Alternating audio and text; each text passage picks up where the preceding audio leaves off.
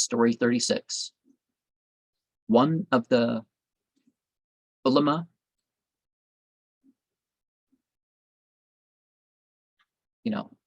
the scholars of solid learning, having been asked for his opinion about waqf bread, answered, if it be accepted to ensure tranquility of mind from cares from food and to obtain leisure for devotion, it is lawful. But if it be taken for maintenance, it is forbidden. Bread is taken for the corner of devotion by pious men, and not the corner of devotion for bread. And say that's one of the differences there, right? And also let us remember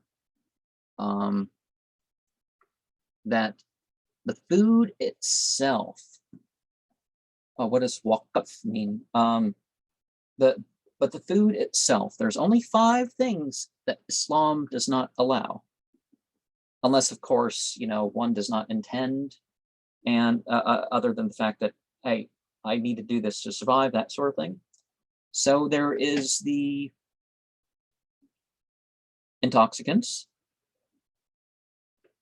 There's the very dirty, very foul, pigs and vultures and meat-eating land animals, that sort of class.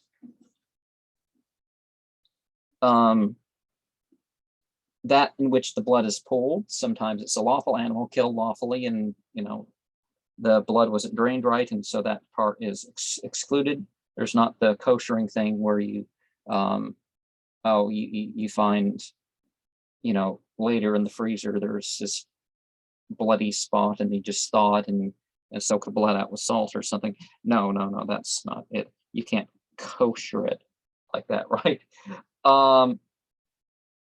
Carrion, no carrion. It has to, if you find an animal dying, you can slaughter it. But, if it dies of itself, no. And, of course, that which is not killed properly. So,